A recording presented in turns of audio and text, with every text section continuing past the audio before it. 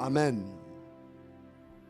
La parole d'aujourd'hui est un peu spéciale parce que ce n'est pas ce que mon cœur voulait donner. Le vendredi, nous avons commencé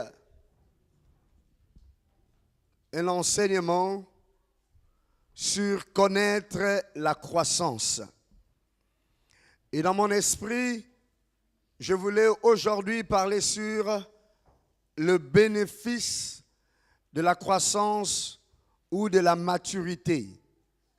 Qu'est-ce que l'on gagne lorsque l'on devient mûr spirituellement? Et pendant que nous étions en train de prier, pendant que j'étais en train de prier la nuit, le Saint-Esprit est venu et il m'a dit, voici ce que tu vas enseigner.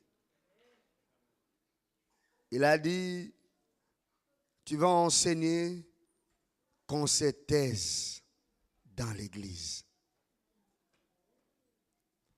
Que l'on se taise.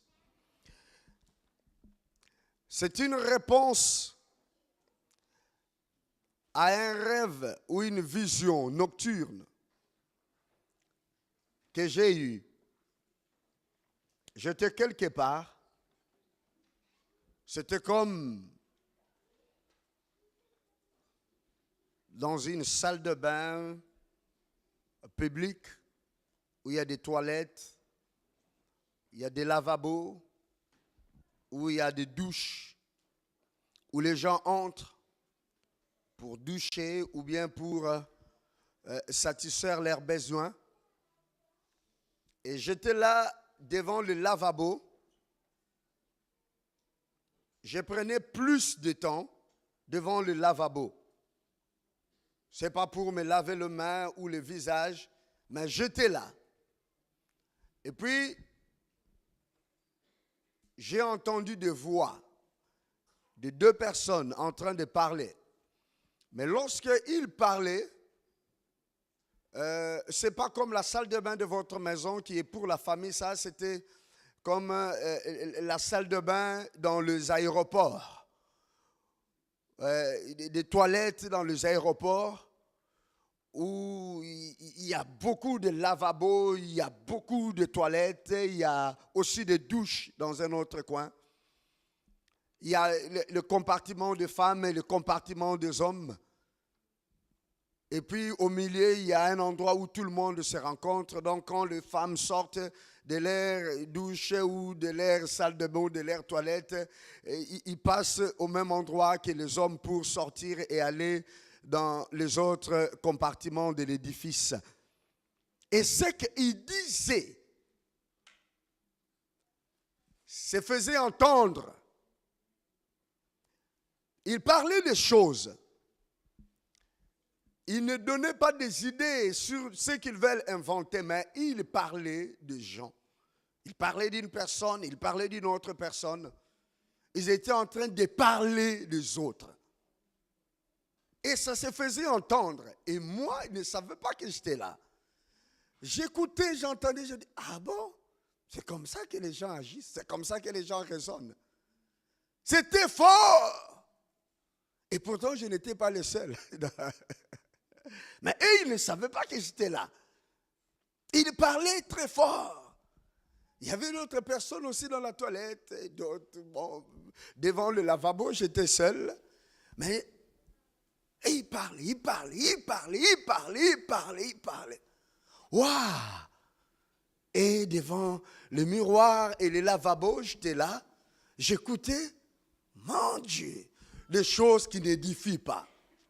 Ils parlaient des autres. My God! Et puis, je me suis réveillé. J'ai dit, Seigneur, qu'est-ce que cela veut dire? Il m'a dit, toi, cherche à ce que ta voix soit entendue par Dieu. Eux, ils parlent pour que leur voix soit entendue par les hommes. On peut parler pour que notre voix soit entendue par les hommes. Nous pouvons faire beaucoup de bruit. Les gens parlent beaucoup au téléphone, ils appellent, ils parlent. Au WhatsApp, ils appellent, ils parlent. Sur Facebook, ils appellent, ils parlent. Ils rencontrent, ils vont voir les gens, ils parlent.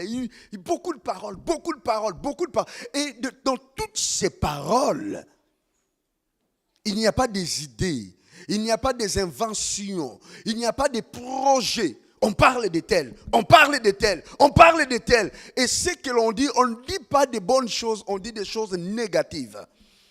Alors, ces paroles montent. Ces paroles montent et dans le spirituel créent un effet de serre. Un effet de serre, pas contre la personne que l'on parle. Parce que lorsque vous parlez derrière le dos d'une personne, ce que vous dites est derrière lui, si vous ne savez pas. Mais vous qui l'avez parlé, vous parlez devant vous. Donc ce que vous dites est devant vous. Mais c'est derrière le dos de l'autre. Ça ne l'affecte pas.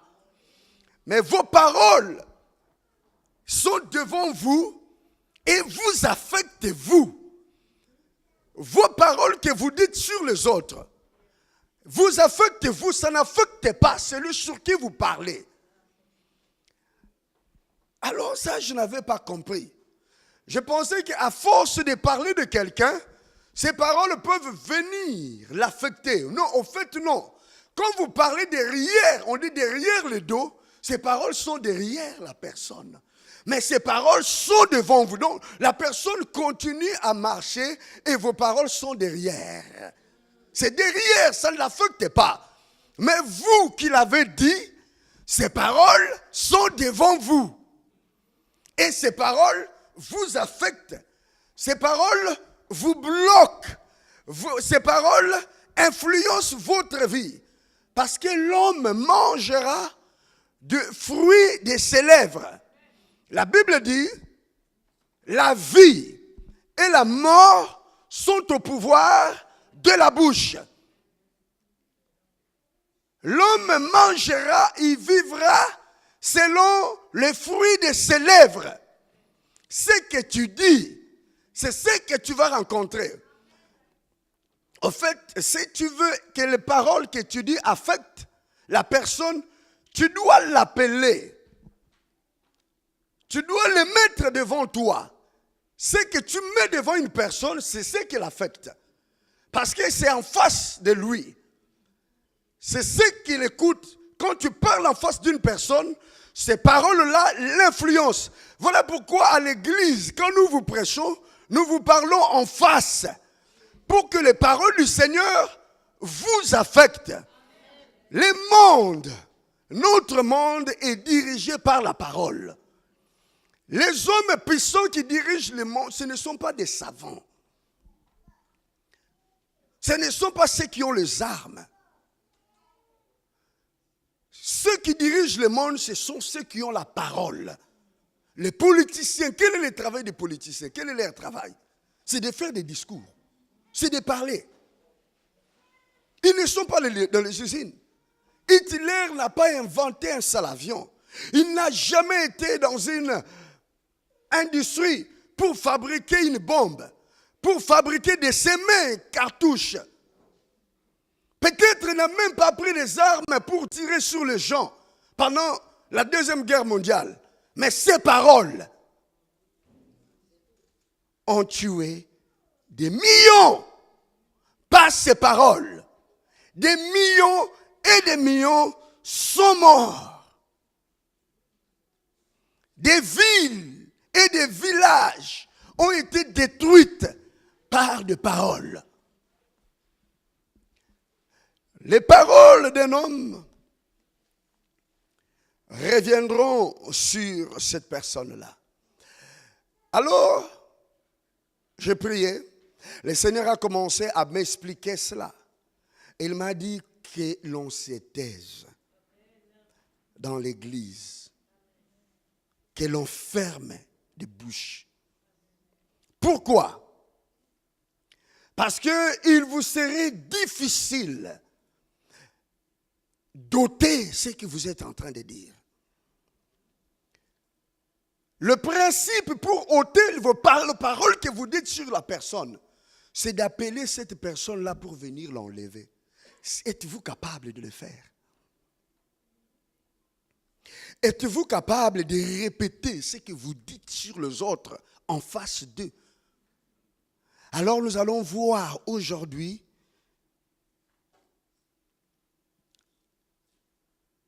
l'effet de vos paroles contre vous-même. Pour que, comme Christ a dit, avant de parler, vous devez d'abord tourner la langue 7 fois.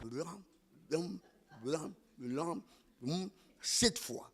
Avant de dire quelque chose, vous devez tourner votre langue 7 fois. Cela veut dire, avant de dire quoi que ce soit, avez-vous la preuve? Avez-vous vérifié? Vous le dites pourquoi? Quelle est la raison de vos paroles? Ok. La raison, l'effet de ces paroles, qu'est-ce que ça va produire? Vous permettra de ne plus parler à tort et à travers, comme dit le monde. À tort et à travers veut dire quoi? À tort, c'est-à-dire, vous n'avez pas raison de dire ce que vous êtes en train de dire. Vous parlez à tort. Vous n'avez pas raison, c'est sans raison. Et à travers, c'est-à-dire, vous ne connaissez pas l'essence de ce que vous êtes en train de dire.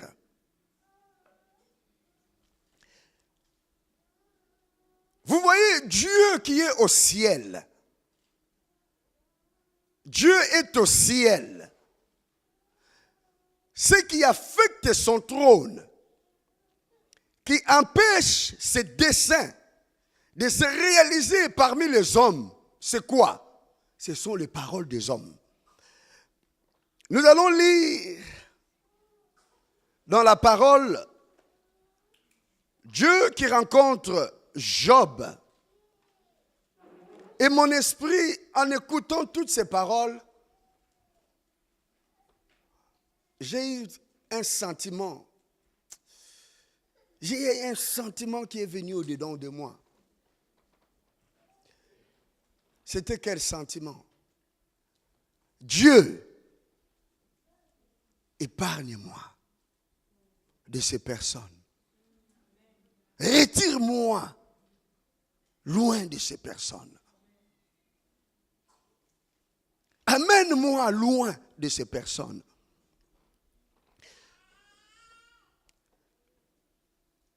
Lisons dans Job, au chapitre 38. Job 38. Oh, yes. J'aime bien cette Bible-là, mais il y a quelque chose qui manque pour que je puisse la lire. Quelqu'un peut me venir en aide, s'il vous plaît?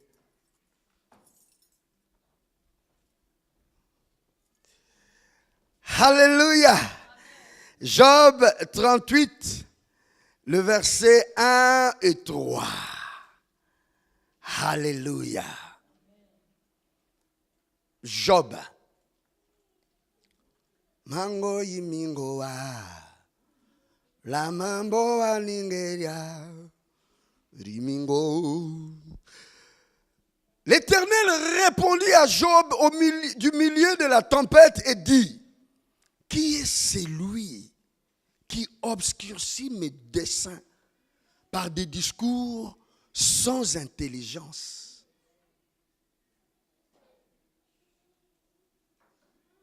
Saint terrain, comme un vaillant homme, je t'interrogerai et tu m'instruiras. Ouh! Dieu au ciel, Job sur terre.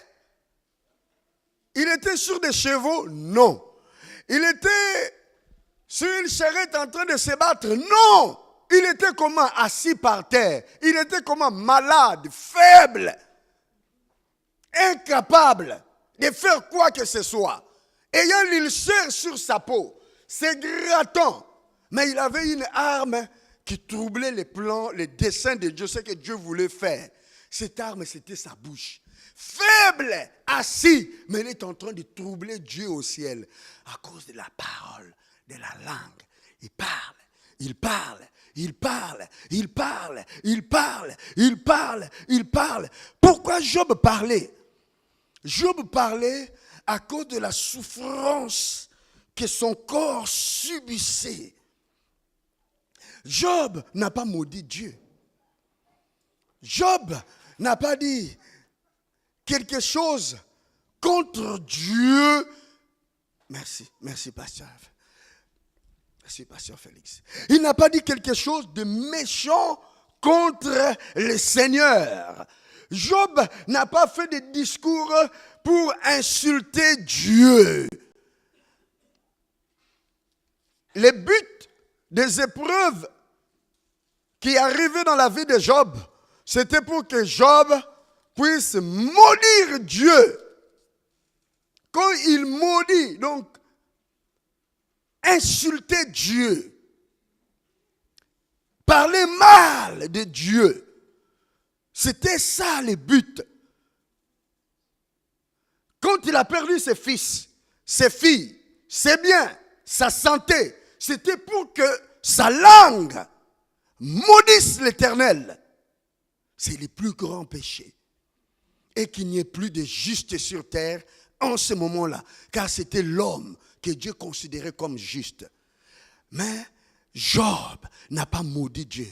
Job n'a pas insulté Dieu. Mais il a utilisé sa parole pour commencer à maudire les jours de sa naissance. Pour commencer à déclarer des théories qui ne sont pas conformes à la vérité, qui ne sont pas conformes au plan de Dieu. Quand nous parlons mal, ce n'est pas seulement lorsque nous insultons. Quand nous parlons des choses que nous ne comprenons pas, nous utilisons notre bouche pour dire ce que nous ne comprenons pas. Il y a des hommes qui sont morts à cause de la parole. Parce qu'ils ont déclaré des choses et les autres n'ont pas accepté cela et les ont tués. Galilée est mort à cause de quoi? Parce qu'il a dit, ce n'est pas le soleil qui tourne autour de la terre. C'est la terre qui tourne autour du soleil. Il a dit cela. Et eux, ils lisant la Bible, ils disent que la terre, c'est le siège de l'humanité. Donc la terre est trop grande pour pouvoir tourner. C'est le soleil qui tourne. On ne pouvait pas concevoir cela. Et à cause de ces paroles, qu'est-ce qu'ils ont fait? Ils l'ont tué. Lorsque Christ on voulait le mettre à mort, on a cherché des personnes qui viennent parler contre lui, qui viennent témoigner contre lui. Et on les jugeait sur quoi? À base de ses paroles. Ce n'était pas à cause de ses actions. Qu'est-ce qu'il a annoncé? Qu'est-ce qu'il a dit? Nous allons le condamner sur ce qu'il a dit. Et il ne trouvait rien. Un homme est venu. Il a dit, moi, je l'ai entendu. Il a dit, détruisez ce temple. Et dans 3 jours, je le rebâtirai. Ah bon? Oui, moi aussi je l'avais entendu. Ah, ces gens-là ont parlé à tort et à travers. Ils ne comprenaient pas. Ils ont dit, qu'est-ce que tu dis sur cette accusation? As-tu dit ces choses-là, oui ou non? Il a dit oui. Et effectivement, vous allez voir le Fils de l'homme revenir avec des anges de Dieu dans la gloire. Alors ces paroles ont poussé le souverain sacrificateur à déchirer ses habits, à dire, avons-nous besoin d'autres preuves? Écoute ce qu'il a dit. Les paroles d'un homme. Écoute ce qu'il a dit. Avons-nous encore besoin des autres preuves? À cause de ces paroles. Rien que les paroles. Au fait, le pouvoir des hommes se trouve dans leur langue. Le pouvoir, ce n'est pas dans ta poche. Le pouvoir, ce n'est pas dans les armes de guerre que tu as.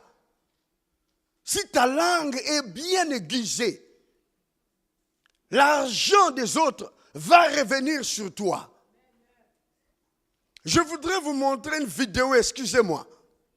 Excusez-moi, parce que ce n'est pas bien ce que je vais vous montrer. Et que le Seigneur protège l'Église. Que le Seigneur protège toute personne ici. À cause de ce que je vais vous montrer. Et que ces malédictions ne tombent pas sur vous. Pardonnez-moi, c'est dans le cadre de la parole. Je vais vous montrer une vidéo. La puissance de la parole. Ce que les paroles peuvent faire. Comment les paroles peuvent prendre ce qui est aux autres et l'amener chez celui qui est en train de parler. Un homme a tué sa femme. Quand il a tué sa femme, il a pris le corps de la femme,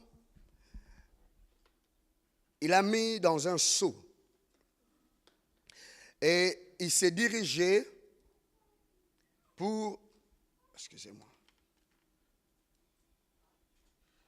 Il s'est dirigé pour aller soit jeter, soit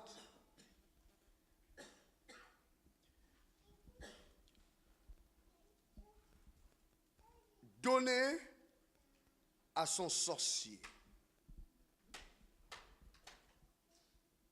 Pourquoi?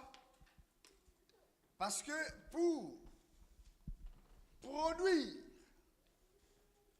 l'argent, ils ont besoin du sang. Et il avait vu la vidéo du sorcier en train de produire l'argent. Moi, j'ai dit, ce n'est pas le sang qui produisait l'argent. C'est une vidéo qui m'a été envoyée. Mon attention a été plus attirée sur les paroles qui se faisaient. Les sorciers avaient le sang à côté, dans une bouteille, et devant lui un miroir. Mais ce qui est plus important, ce sont les paroles qui sortaient par un cantique, par un chant. Le flux de paroles, l'accent des paroles qui était en train de sortir et qui faisait que les sorciers puissent prendre l'argent. Du miroir sautait des liasses, sortait de l'argent, sortait de l'argent, sautait de l'argent, sautait de l'argent. Et le pouvoir du sorcier se trouvait où? Dans les paroles de celui qui est à côté. Je vais vous montrer, excusez-moi, j'aurais bien voulu le montrer sur ordinateur. Est-ce que vous voyez là? Tout le monde voit? Vous ne voyez pas? Vous voyez là? Vous voyez? Est-ce que vous voyez? Je ne veux pas vous envoyer cela sur WhatsApp parce que ça va vous envoûter à cause des paroles. Parce que les paroles qui est dans une langue que vous ne comprenez pas, ce sont ces paroles-là qui sont envoûtantes. Excusez-moi, je m'excuse. Et que Dieu protège l'Église par rapport à ces images, qui sont des images sataniques, qui sont des images démoniaques. C'est dans un dojo ou encore dans un sanctuaire de sorciers. Je vais couper les sons à un certain moment parce que ce sont ces paroles-là qui sont envoûtantes. Mais vous allez voir comment c'est monsieur Mufumu, monsieur Ngangakisi, en train de travailler. Excusez-moi. Écoutez le flux de paroles.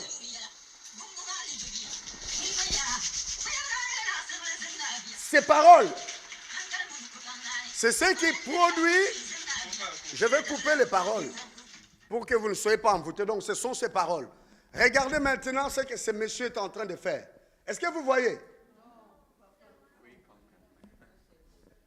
Regardez ici. Vous voyez? Comment il est en train de faire sortir l'argent du miroir? Vous voyez? Comment il est en train de faire sortir l'argent du miroir? Et ce n'est pas de nouveaux billets. Ce ne sont pas de nouveaux billets, ce sont des liasses anciens, utilisés déjà. C'est-à-dire, c'est de l'argent que les esprits volent dans les banques, dans les comptes bancaires, dans les coffres forts, et qui sont en train de les transporter par le moyen de quoi? Par les moyens de la parole. Voyez cet homme, comment il est en train de prendre l'argent dans les vides. L'argent vient, l'argent est transporté. Mais le moteur qui est en train de travailler, ce sont cette voix-là que vous avez entendue. Les paroles-là que vous avez entendues. Vous voyez ce qu'il est en train de prendre. Des livres sterling, des dollars, des héros qu'il est en train de produire à force de quoi? À force de paroles que l'autre, celui qui est en train de chanter, je ne sais pas si c'est un être humain ou si c'est un génie qui était quelque part ou c'est une cassette. Mais c'est ce qui a intéressé, même pas cet argent qui m'intéressait. Ce sont les paroles, le flux de paroles que vous avez entendu comment il est en train de parler. Et j'ai coupé pour que vous ne soyez pas envoûtés. Parce que ce sont des paroles qui envoûtent. Nos paroles donnent la force à nos actions. Nos actions, sans parole, n'ont pas de force, n'ont pas de sens. Mais lorsque nous parlons, ce qui a condamné Ananias et Saphira, ce n'était pas leur offrande, c'était leur parole derrière leur offrande. Si Saphira avait dit oui, apôtre, nous avons eu une pensée, on a eu des besoins, on a accepté, on a voulu séparer un peu pour quelques besoins de la famille et l'autre nous avons voulu offrir à Dieu.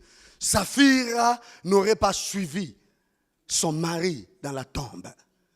Mais Saphira a suivi son mari dans la tombe à cause des paroles. Ce qui a amené la mort à Saphira, c'était ses paroles.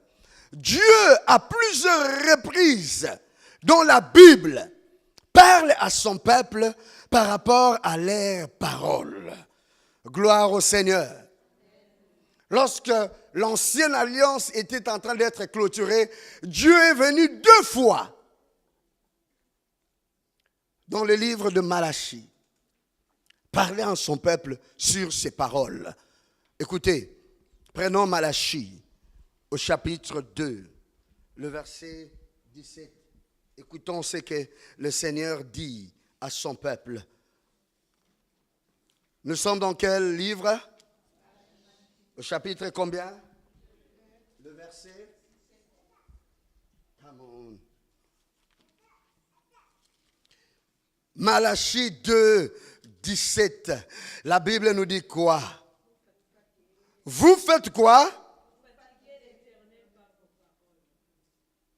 La Bible nous dit, dans Ésaïe, l'Éternel ne se fatigue pas, il ne dort pas.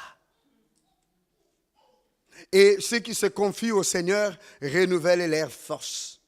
Comme des aigles, l'Éternel leur donne la force. Il dit, celui qui garde Israël, il ne sommeille pas, il ne dort pas. Dieu ne se fatigue pas. Mais il y a quelque chose qui amène la fatigue. Les paroles des hommes. Les paroles. Et quelles étaient les paroles? C'était les paroles de qui? De ses serviteurs. Et que disaient ces paroles? Il disait comment? Quiconque fait comment? Quiconque fait le mal est comment? Et c'est? Il parlait à tort et à travers. Ils établissaient un fait qui est contraire. Pourquoi? Parce qu'ils voyaient le méchant prospérer. Parce qu'ils voyaient les injustes aller de l'avant. Et les serviteurs, à cause de voir, à cause de constater, ils ont commencé à dire, ah, ce sont les méchants qui plaisent au Dieu. Quiconque fait le mal, c'est lui-là qui plaît au Seigneur. C'est lui-là, les yeux du Seigneur est sur cette personne-là. Et Dieu prend même plaisir à se voir. Waouh! Où est le Dieu de Dieu? Dieu n'est pas juste. Dieu est injuste. Ouh! Vous voyez, ce sont des paroles qui sont simples. Mais l'Éternel dit, vous me fatiguez.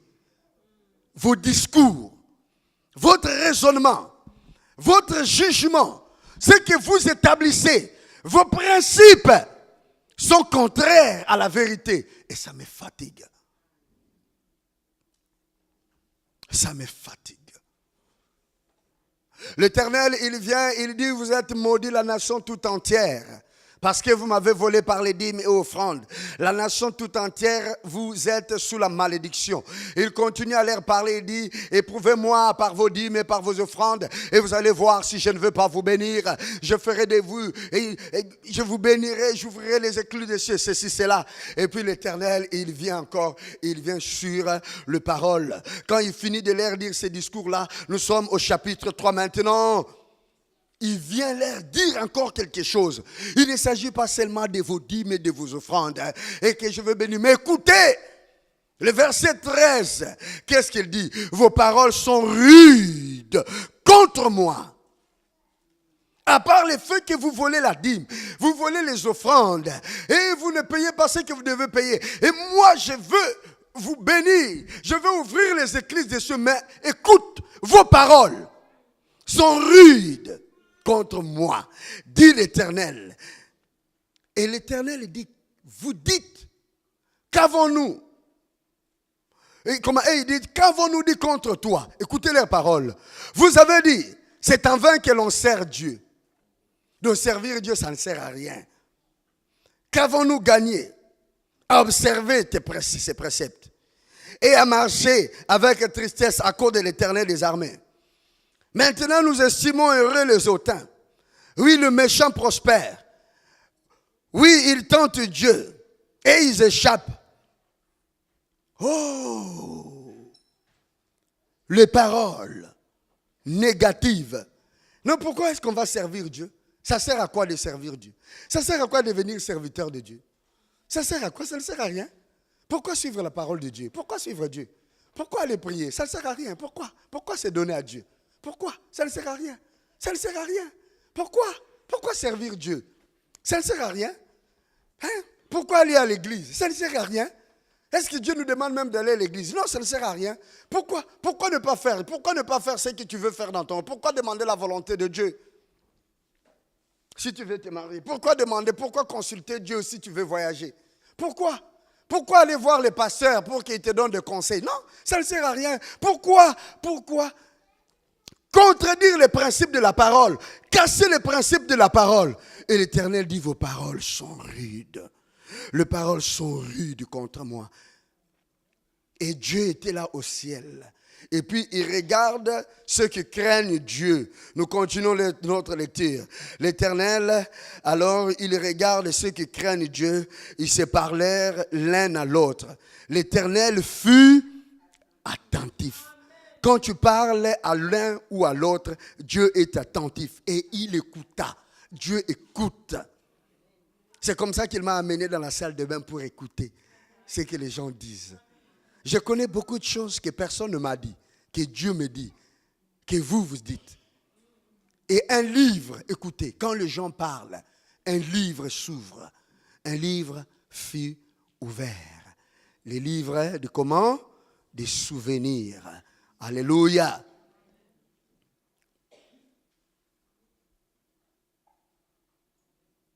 Et un livre de souvenirs fut écrit devant lui pour ceux qui craignent l'Éternel et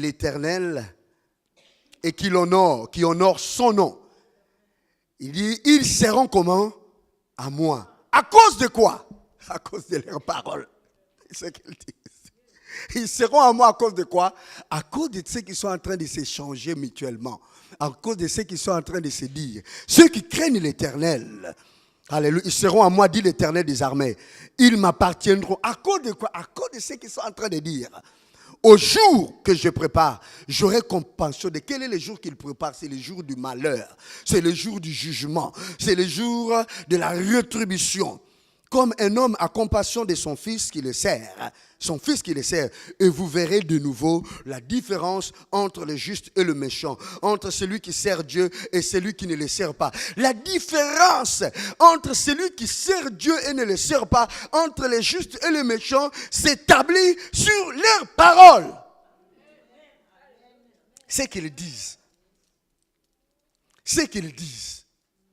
C'est qu'ils disent. Entre eux, ce qu'ils disent. Ce qu'ils disent. C'est ce qui fera la différence. Je ne vous empêche pas de continuer à servir Dieu comme vous aimez le servir, à courir à gauche, à droite comme vous aimez le faire, que Dieu vous bénisse, à offrir des offrandes, des dîmes, que Dieu vous bénisse par rapport à cela, à être actif dans des activités, que Dieu vous bénisse. Mais comment sont vos paroles? La différence sur les paroles que les hommes disent entre eux. Dieu était attentif. Il était attentif à ce qu'ils étaient en train de dire. Il a dit, regarde, ouvrez les livres. Dans les livres des souvenirs, écrivez tel. Jérôme, écrivez tel. Marguerite, ils seront à moi à cause de ce qu'ils sont en train de dire. Alors, les faits maintenant de la parole. Par la parole, on tue. On tue le prophète de Dieu. Par la parole, on tue le frère.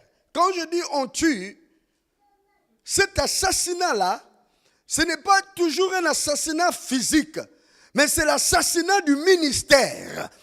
Dans Jérémie au chapitre 18, le verset 18, écoute ce que les hommes disent, ceux qui connaissent les faits de la parole. Jérémie 18, verset 18. Ils ont dit, venez, complotons contre Jérémie, car la loi ne périra pas faute de sacrificateurs, ni le conseil faute de sages, ni la parole faute de prophètes. Venez, tuons-les avec la langue. Ne prenons pas garde à tous ces discours. Tuons Jérémie avec quoi? Tuons Jérémie avec la langue. Dans l'autre version, on dit, tuons-les à cause des paroles, utilisons les paroles que Jérémie a dit. Dans la version English Standard, American Standard English, utilisons les discours de Jérémie. Prenons ce qu'il a dit et détruisons-les par ses discours. Détruisons-les en modifiant, en changeant ce qu'il a dit. Retournons ces paroles contre lui, exactement comme Jésus-Christ a été condamné. Judas leur a livré Jésus-Christ, mais il fallait des gens qui viennent avec des paroles pour dire voici ce qu'il a dit, voici ce qu'il a dit, voici ce qu'il a dit. On n'a pas dit voici ce qu'il a fait, voici ce qu'il a dit. Il a été condamné suite à ce qu'il a dit, parce que les paroles condamnent. Les paroles bloquent la vie. L'église, toute une église peut être bloquée. Toute une vie peut être bloquée parce qu'il y a un béton des paroles négatives, béton des mauvaises paroles, béton, des mauvais propos, béton, des paroles à tort et à travers qui sont dites. Et l'Éternel dit que l'on se taise. Paul dit dans 1 Timothée au chapitre 2, il a dit que les femmes se taisent dans les assemblées. Il ne leur est pas permis de parler. Qu'elles écoutent l'instruction avec silence. Si elles veulent savoir quelque chose, qu'elles puissent aller demander à leur mari dans des maisons. Et je ne leur permets pas de prendre autorité sur l'homme. Bon, dans le sens naturel, quand on lit les paroles, ceux qui sont contre le ministère des femmes disent directement, voilà, là, la Bible empêche les femmes d'enseigner. La Bible empêche les femmes d'instruire. La même Bible, lorsque nous lisons dans les Actes des Apôtres, la Bible nous dit, ils sont arrivés chez Philippe. Et Philippe avait 5 filles qui étaient des prophétesses et qui prophétisaient. Quand on prophétise, on n'annonce pas seulement l'avenir. Prophétiser, dans ce sens-là, veut dire elles exhortaient. Elles donnaient des paroles du Seigneur. Quand la Bible maintenant parle, le fond, la signification, l'essence authentique de ces paroles de Paul, pourquoi est-ce qu'il a dit que les femmes se taisent? Qui est femme? Qui est femme? La femme, ce n'est pas simplement le genre féminin comme nous le comprenons là. Quand on parle de femmes, il s'agit de personnes, selon la tradition à ce moment-là, les femmes n'avaient pas droit à l'instruction. Les femmes n'étaient pas instruites. Les femmes n'allaient pas dans les écoles. Dans les écoles rabbiniques, il n'y a pas de rabbins femmes. Il n'y a pas de rabbines. Les rabbins, c'est toujours rabbins sont des hommes. Il n'y a pas de femmes dans le temps. Donc, elles n'avaient pas accès à l'instruction de la connaissance philosophique, de la connaissance de la parole de Dieu, de la connaissance religieuse. Donc, voilà pourquoi elles n'avaient rien à dire. Elles ne devaient rien dire, elles ne devaient rien parler. Mais Christ, lorsqu'il a envoyé l'Esprit, il a donné les dons de la prophétie. Et les dons de la prophétie, c'est l'exercice de la parole. C'est donner des exhortations. C'est donner des conseils. C'est annoncer des saisons, annoncer des choses qui vont venir. Conseiller les gens en fonction de quoi? Selon la vérité de la parole. Parce que les femmes seront instruites dans l'église de Christ. Alors, qui sont les femmes? Les femmes, ce n'est pas les genres féminins. Les femmes, ce sont toutes ces personnes non instruites. Toutes ces personnes qui sont mal instruites, qui ne connaissent pas, qu'ils se taisent, ou bien qu'elles se taisent, qu'elles ferment leur bouche et qu'ils demandent qu'on puisse leur instruire, qu'ils demandent qu'on puisse les enseigner. Et quand ils auront acquis la connaissance, il leur sera autorisé de pouvoir parler. La parole de Dieu continue encore, c'est en ce moment à midi maintenant, alléluia, toujours sur l'usage de la parole. L'Éternel dit, moi, l'Éternel, ma main là que vous voyez, elle n'est pas courte, elle est longue. Je peux atteindre les extrémités de la terre avec ma main. Donc, je peux rencontrer vos besoins. Je peux toucher. Je peux vous toucher. Je peux vous apporter ce que vous voulez. La main de l'Éternel n'est pas courte. Ma main, elle est longue. Donc, là où tu te trouves, dans n'importe quelle condition où tu te trouves, dans tout ce que tu peux être, dans n'importe quel état, ma main peut venir faire quoi? Peut venir te toucher, te faire quitter si c'est le malheur, te faire quitter le malheur. Et si c'est la captivité, te faire quitter la captivité. Et si c'est te protéger, peut venir te protéger. Si te bénir, il peut t'apporter tout. Ma main n'est pas courte, ma main est comment? Est longue. Mais qu'est-ce qui fait que ma main ne vous atteigne pas? Ce sont vos péchés. Et quels sont ces péchés-là? Des fois, on ne comprend pas. Quels sont les péchés? Il faut bien lire dans la Bible. Quels sont ces péchés que Dieu dit à cause de vos péchés? Quels sont vos péchés? Quels sont vos péchés qui font que la main de l'Éternel ne touche pas? Ils disent, oh, l'alcool. Oh, j'ai été dans le cabaret. Oh, j'ai été dans le dancing club. Oh, l'ivrognerie. Oh, l'adultère. Oh, l'impudicité. Oh, les vols. Et on oublie. Voyons ce que la Bible nous dit.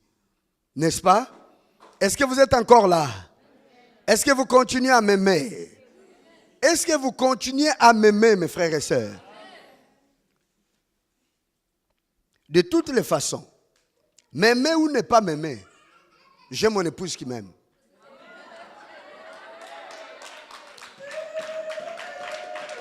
M'aimer ou ne pas m'aimer, j'ai Mélissa qui m'aime beaucoup. Mélissa, n'est-ce pas tu m'aimes? You love me, hein? Yeah. Yes, I love you too. Hallelujah. M'aimer ou ne pas m'aimer, j'ai Dieu au ciel qui m'aime. Parce que je lui plais. Gloire au Seigneur. Hallelujah. Lisons ce qu'il dit. Dieu dit quoi? Ésaïe 59. Le verset 9. Il dit quoi? C'est pourquoi l'arrêt de délivrance est loin de nous. Donc la délivrance, la décision pour que nous soyons délivrés s'est éloignée. Parce que c'est Dieu qui décide de la délivrance. Ce n'est pas parce qu'un homme crie « Sors au nom de Jésus » que les démons partent. C'est Dieu qui décide. C'est lui qui arrête. Il a dit « Aujourd'hui, tu seras délivré ». C'est Dieu qui arrête la délivrance. Ce n'est pas la voix des prophètes ou des ministres de la délivrance. Mais ce n'est pas ça. C'est Dieu qui arrête la délivrance. Il a dit, toi, aujourd'hui, c'est ton jour de la délivrance. Il dit, l'arrêt de la délivrance est loin de nous. Donc, le programme Dieu n'arrête pas la délivrance. Les statuts ou les décrets de la délivrance sur cette personne, sur ces personnes, est loin. Les saluts ne nous atteignent pas. Crois au Seigneur Jésus, toi et ta maison, vous serez sauvés. Pourquoi ne sont-ils pas sauvés? Et toi-même, pourquoi est-ce qu'on ne voit pas que tu es sauvé? Tu as Christ dans la bouche. Tu viens le dimanche à l'église. Tu fais des travaux à l'église, mais on ne voit pas les saluts. Nous attendons la lumière. Et voici les ténèbres. La clarté. Et nous marchons dans l'obscurité. Nous tâtonnons comme des aveugles, le long d'un mur. Nous tâtonnons comme ceux qui n'ont point Dieu. Nous chancelons à midi comme de nuit. Au milieu de l'abondance, nous ressemblons à des morts. Vous parlez qu'il y a l'abondance de la parole, pendant qu'il y a la bénédiction du Seigneur. Mais nous sommes comme des pauvres, comme des morts. Alléluia. Nous grondons tous comme des ours. Oh, ben voilà, c'est ça le problème. On gronde comme des... Nous gémissons comme des colombes. Nous attendons la délivrance. Et elle n'est pas là. Les saluts, il est loin de nous. Les deux choses-là, le Seigneur, sont des choses merveilleuses, la délivrance et les saluts. Car nos transgressions sont comment, hein? Nombreuses devant toi. Et nos péchés témoignent contre nous. Nos transgressions sont avec nous. Et nous connaissons nos crimes. Nous avons été comment coupables et infidèles envers l'Éternel. Nous avons abandonné notre Dieu. Comment vous l'avez-vous abandonné? Nous avons, voilà. Nous avons fait quoi? Nous avons fait quoi? Proférer là. celui-là, moi, je vais les gifler. C'est ça, proférer la violence. Que ça n'aille. Regarde comment il est. Nous avons proféré la violence et la révolte. Donc, nos paroles ont été une révolte à Dieu. Dieu dit, tu peux faire ça. Non, non, je suis trop occupé. La révolte. Nos paroles, nous avons conçu et médité dans le cœur. Quoi? Nous avons médité quoi? Les paroles. Il y a des gens qui ont la langue aiguisée. Comme David a dit, leur langue, c'est comme une épée qu'ils aiguisent. Il y a des gens qui savent aiguiser leur langue, qui savent aiguiser leurs paroles.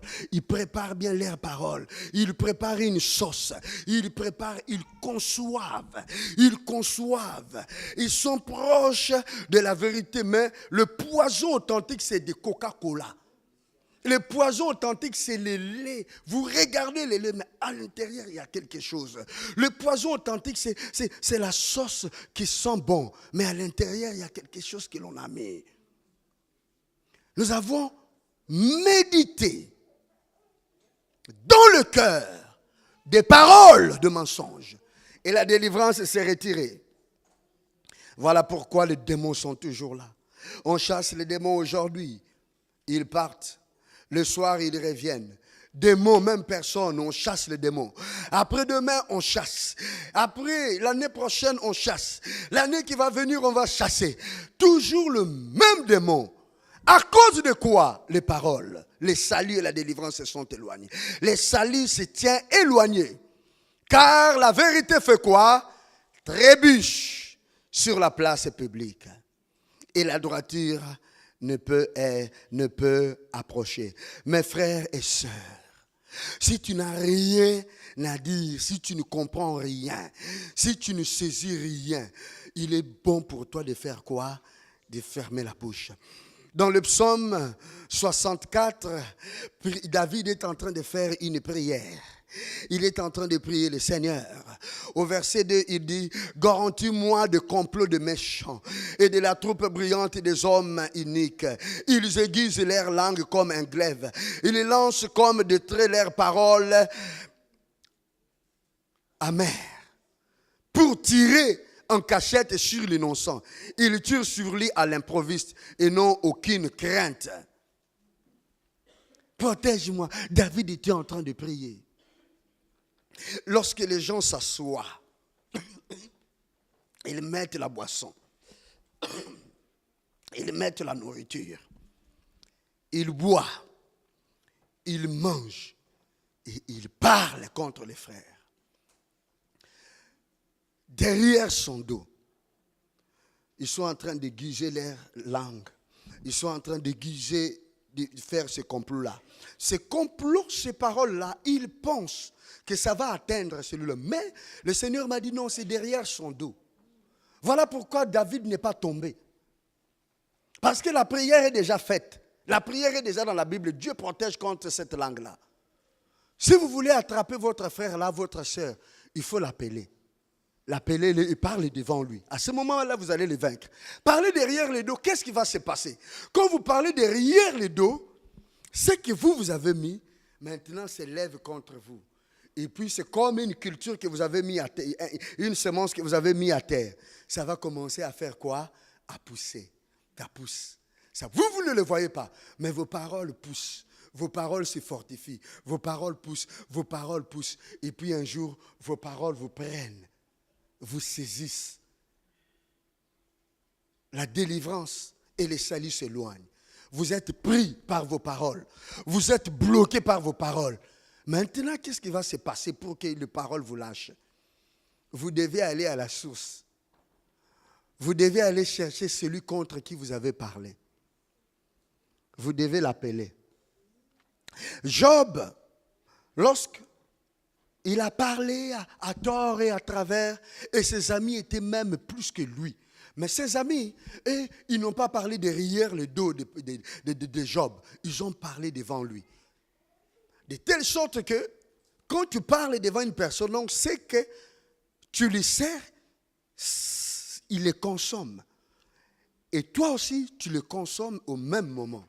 Donc, il y a une sorte de blocage. Voilà pourquoi, depuis que quelqu'un t'a dit certaines paroles, cela a brouillé votre relation. Les couples qui s'aiment, monsieur, madame s'aiment. Vous savez ce qui détruit le mariage? Ce n'est pas l'infidélité. Ce qui détruit le mariage sont les paroles. Vous savez ce qui détruit l'inimitié? Ce n'est pas la trahison derrière. Oh, il a été ami de l'autre. Ce sont les paroles. Quand on parle à tort et à travers, c'est ça là qui détruit l'amour. L'amour, c'est comme une plante qui doit être arrosée de bonnes paroles. Mais quand on l'arrose de paroles mauvaises, vous l'arrosez de l'acide, vous l'arrosez de je ne sais pas quoi, de l'huile. On ne peut l'arroser qu'avec l'eau, parce que dans l'eau, il y a la vie. Il ne faut que des bonnes paroles, des paroles justes. Il y a des paroles qui sont des fois dures, mais sont des paroles honnêtes. Ces paroles-là ne détruisent pas. Il y a des paroles qui sont douces, mais sont des paroles empoisonnantes. On jette, on jette, on jette, on jette. Et puis à un moment, on commence à dire, ah, je n'ai plus de sentiments pour lui. Je ne ressens plus rien. Où sont partis les sentiments? Et pourtant la Bible nous dit que l'amour est éternel. L'amour a été étouffé. Dieu dit aux disciples d'Éphèse, vous avez abandonné votre premier amour. Où était parti le premier amour? C'est à cause de ces paroles. Les paroles contre Dieu. Dieu aime les injustes, il les soutient. Et pourquoi nous les justes, nous avons lavé nos mains dans l'innocence? Regarde comment, depuis que nous avons commencé à prier, rien ne marche. Depuis que nous sommes ici, rien ne marche. Dieu n'est pas là. Au moment où Dieu est là, ces paroles. Job, Dieu l'a convoqué. Il a dit au Seigneur, pardonne-moi. J'ai parlé à tort et à travers, pardonne-moi. J'ai dit des choses que je ne comprenais pas. J'avais entendu parler de toi. Maintenant, je me réponds, Seigneur, pardonne-moi. Le Seigneur a dit, ok, Job, toi, je t'ai pardonné. Mais tes amis là, qui ont parlé, pas d'une manière droite, contre moi et contre toi. Toi, maintenant, Job, tu dois prier pour eux. Seras-tu prêt à appeler celui-là ou celle-là pour qu'ils viennent prier pour toi? Seras-tu prêt? Comme tu ne seras pas prêt, il est bon que tu ne parles pas. Gloire au Seigneur. Alléluia. Dieu m'a dit, toi, arrange-toi pour que ta voix soit entendue au ciel. Parce que quand les hommes parlent, il faut entendre leur voix parmi les hommes. Ils embrouillent simplement les choses de la terre. Ils font retarder mes desseins. Ils font retarder mes plans. Ils font retarder mes projets. Mais quand ta voix est entendue au ciel, c'est le ciel qui contrôle la terre. Quand ta voix est entendue, c'est moi qui ai le dernier mot, dit l'Éternel. C'est moi qui ai le dernier mot. C'est moi qui ai les dernières paroles. La dernière parole. Quand je viendrai parler, c'est ma parole qui se réalisera. Ne t'inquiète pas, ne t'occupe pas. Toi, fais que ta voix soit entendue au ciel. Alors j'ai commencé à dire, Seigneur, comment je peux faire pour que ma voix soit entendue au ciel? Pour que la voix d'une personne soit entendue au ciel, il faudrait que cette personne ne parle pas non plus. Qui montera? Qui ira à la montagne du Seigneur? Qui ira? Qui va demeurer dans le lieu très haut? Qui ira dans le lieu céleste? C'est ça que Dieu pose comme question. Qui montera à la montagne de l'Éternel? Qui va séjourner là pour que sa voix soit entendue? Pour que l'Éternel l'écoute? Qui est cette personne-là? Qui va demeurer? Allons-y dans le psaume 15. Alléluia. Allons-y dans le psaume 15. Oui, qui séjournera dans la tente là de l'Éternel, dans son sanctuaire? Qui demeurera sur la montagne sainte? C'est là où la voix des hommes sont entendues par Dieu. C'est lui qui marche dans l'intégrité et qui pratique la justice et qui dit quoi?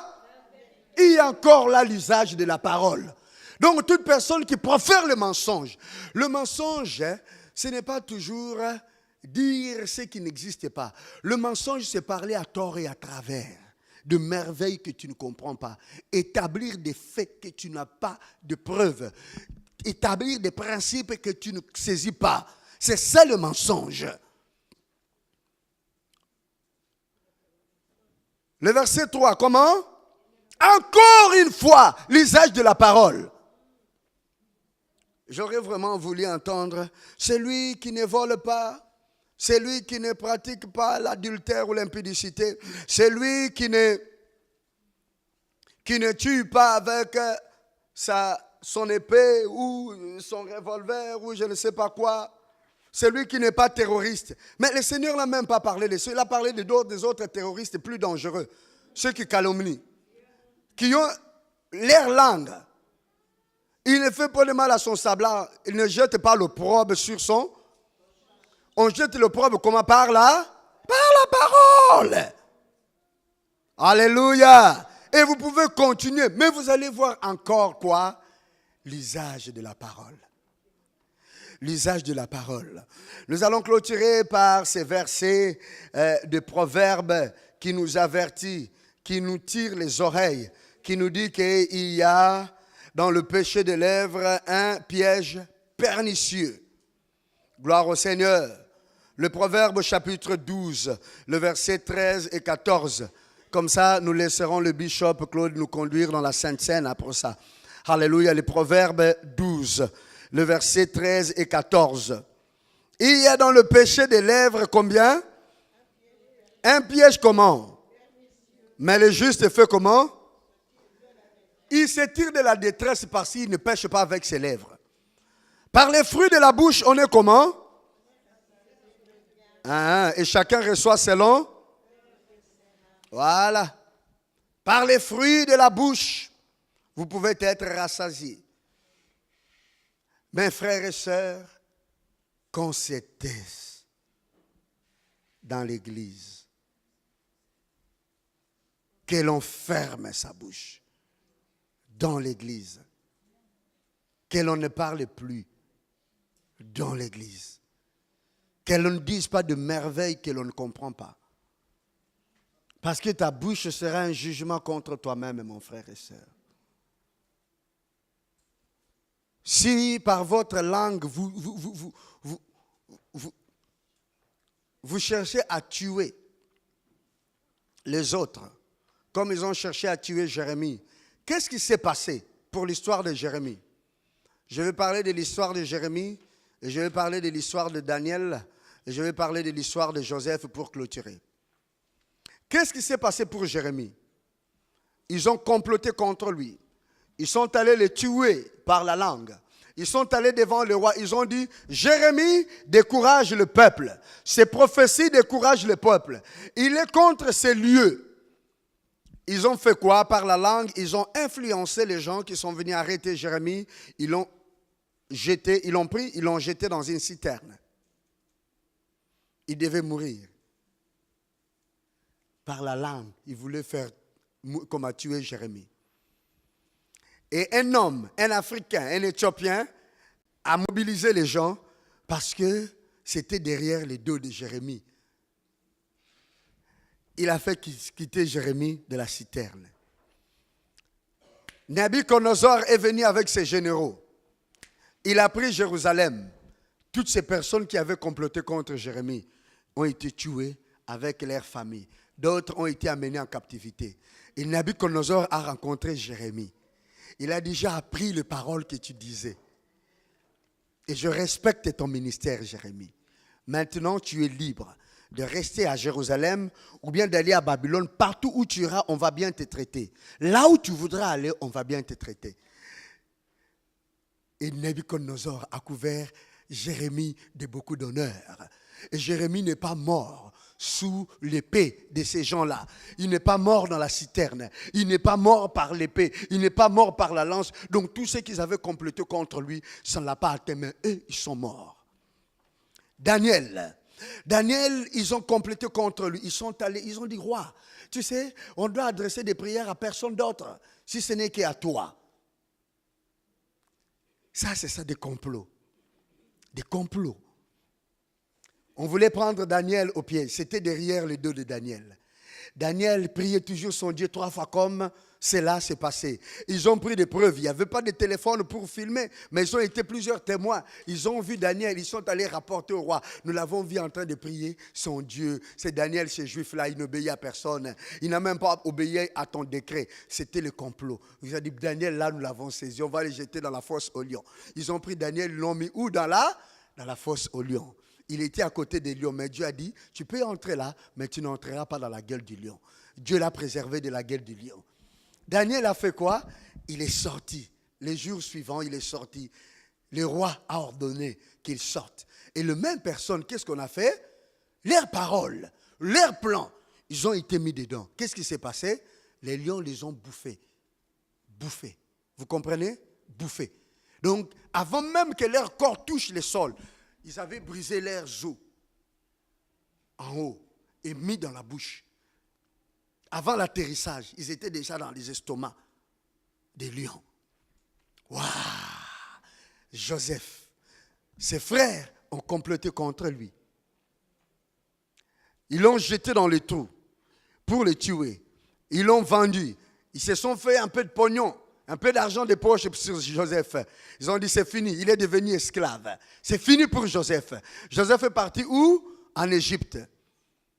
Et là, l'ennemi qui l'attaquait encore avec la femme de Potiphar, il se retrouve en prison.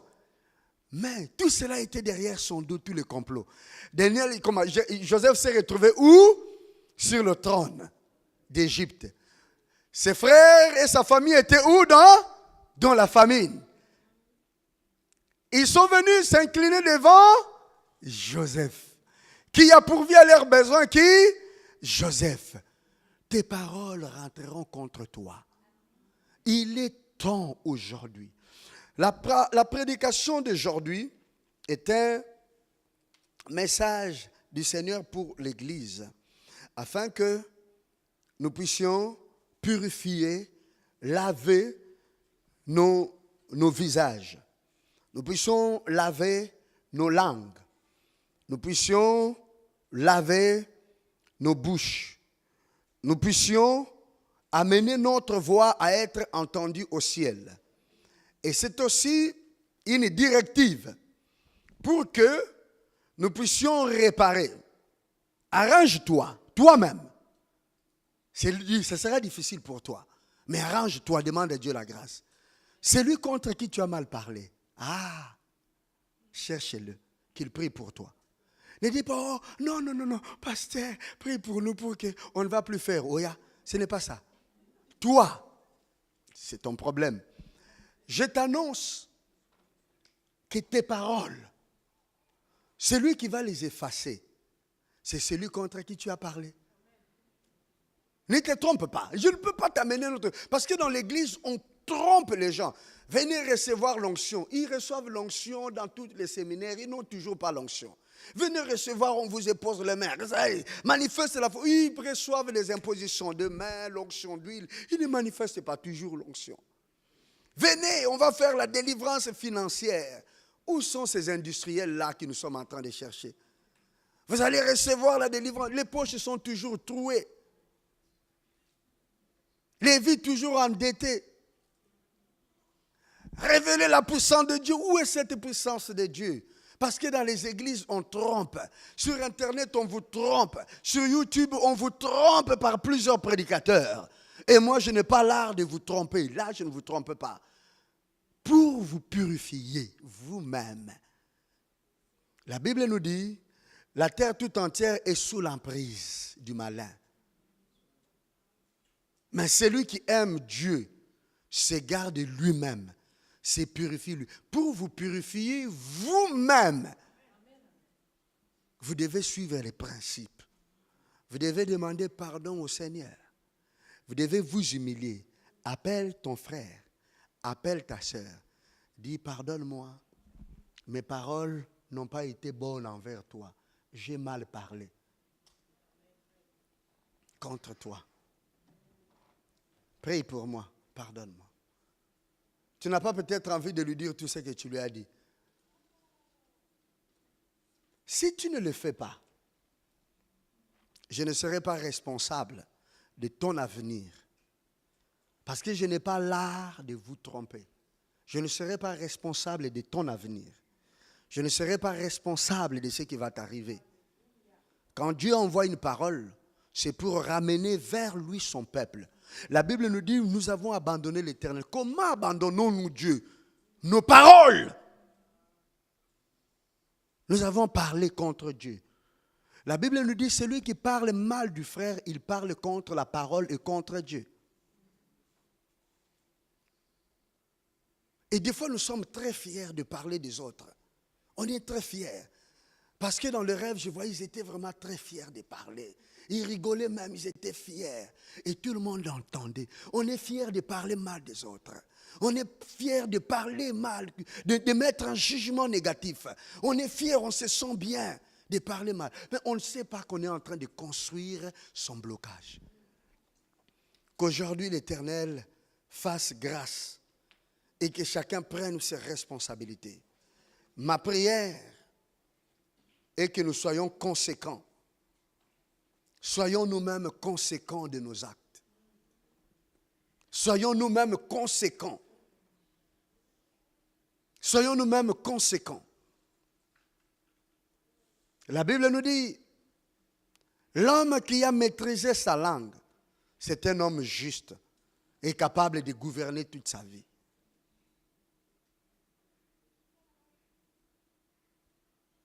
Quand tu t'assois avec des gens, quel que soit l'endroit, à la maison, dans les cabarets, je ne sais pas où, dans des fêtes, je ne sais pas où, même dans l'église ici, pendant que nous mangeons, en train de parler, tu as compris ce que tu fais? Tu éloignes de toi la délivrance. Tu éloignes de toi le salut de Dieu. Arrêtez de vous séduire. Arrêtez. Ne vous séduisez pas vous-même. Il y a un piège pernicieux dans le péché des lèvres. Ce piège pernicieux, c'est-à-dire c'est le piège qui tire. Celui qui commet l'adultère, il pêche contre son corps, la Bible nous dit. Mais celui qui profère le mensonge, celui qui parle mal contre le frère, il pêche contre son corps, il pêche contre son futur et il pêche contre Dieu, contre le trône de Dieu. Il pêche contre sa relation, la voie de communication entre lui et Dieu. Voilà pourquoi vous n'écoutez pas la voix de Dieu convenablement. Dieu prie pour moi pour que j'écoute la voix de Dieu. Mais vos paroles vous empêchent d'écouter la voix de Dieu. Mon oreille n'est pas sourde pour vous entendre, mais vos paroles, ça crée des bouchons. Oh, moi je n'entends pas Dieu me parler. Comment il peut te parler? Tu as mis toi-même des bouchons. D'où viennent ces bouchons? Ce sont tes paroles. Pourquoi la délivrance s'éloigne de ta maison? Pourquoi la délivrance s'éloigne de ta famille? Pourquoi la délivrance s'éloigne de ta vie? Pourquoi tu n'es pas changé? Pourquoi les années passent mais tu ne changes pas? Pourquoi les jours passent mais tu ne grandis pas? À cause de tes paroles qui t'ont emprisonné. Tu es dans la prison de tes paroles. Peut-être des personnes contre qui tu as parlé sont mortes. En ce moment-là, il faudrait maintenant la délivrance. Tu dois confesser, mes lèvres sont mauvaises. Homme de Dieu, prie pour moi. Mes lèvres sont mauvaises. Mes lèvres sont méchantes. J'ai de mauvaises paroles. Délivre-moi, serviteur de Dieu. Mais si ces personnes sont vivantes, cherchez-le. Ce sont eux, ce n'est pas ma prière. Ce n'est pas la prière de Renard Bonquet. Ne t'en fais pas. Ce n'est pas un jeûne de 40 jours. Non. Come out. Come on. Ce n'est pas cela. Ce n'est pas une offrande. Je vais prendre tout mon salaire. Je vais donner. Dieu ne se corrompt pas par ton offrande. Ce n'est pas ça. Oh, je vais tourner à l'église à droite, je vais faire 50 tours, je vais tourner à l'église, je vais mortifier mon corps. Ou comme les catholiques, tu vas prendre un fouet en train de te frapper au dos pour que le sang coule. Non, ça ne partira pas. Nothing. Je vais aller dans l'eau, je vais entrer dans l'eau, je vais prier dans l'eau, dans le froid, pendant l'hiver, pour que Dieu ait pitié de moi, je vais mortifier. Mais non, je vais marcher sur le feu, Non. C'est simple. Appelle ton frère. C'est comme ça que Dieu dit, si ton frère a péché contre toi, appelle-le. Parle à ton frère. Tu l'aurais gagné. Tu ne répandras pas de calomnies. Tu ne répandras pas les sangs. Mangoria Senengaria Baba.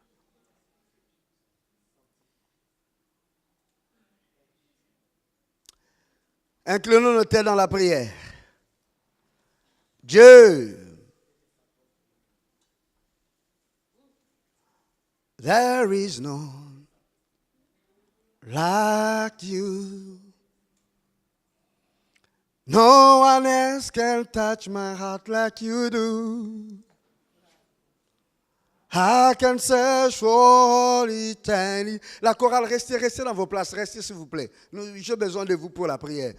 And found there is none like you. There is none like you. No one else can touch my heart like you do. I can search for eternity long and found there is no like you. Mercy flows like a river wide. Mercy is near and all the children come to you, O Lord. There is none like you. There is none like you. No one else can touch my heart like you do. I could search for all eternity long and find there is none. Personne n'est comme Dieu qui nous envoie sa parole pour nous libérer. Aujourd'hui, mon frère, ma soeur, que le Seigneur te donne la force, qui me donne à moi aussi la force de purifier mes lèvres, de purifier ma langue. Que l'Éternel me donne la force de me réconcilier avec lui, en demandant pardon d'une manière digne à Dieu et à chercher la prière auprès de celui contre qui je parlais, auprès de qui tu as parlé contre. Que l'Éternel vienne à ton aide, que l'Éternel vienne à mon aide, que l'Éternel libère son Église, que l'Éternel délivre ses enfants, que nous sommes du péché de la langue, du péché des paroles, et qui nous amène au pied de la croix à une repentance sincère, à une repentance authentique, pour une libération totale. Nous déclarons que la puissance de la sorcellerie n'aura pas d'emprise sur l'Église. Nous déclarons que la puissance de l'enfer, au travers des langues exercées au mensonge, à la calomnie, à la contradiction, à la fausseté, à l'hypocrisie et à la médisance, sera réduite à l'impuissance totale. Au nom de Jésus-Christ. Nous déclarons que Dieu est plein de miséricorde et de grâce. Et quiconque revient à lui d'un cœur sincère obtient miséricorde et trouve le renouvellement de marcher dans la force nouvelle du Seigneur. Que la grâce du Seigneur soit sur son Église. La force d'accomplir la volonté de Dieu, de se réconcilier avec Dieu et avec ses principes. Au nom de Jésus. Amen. Que le Seigneur vous bénisse. Merci.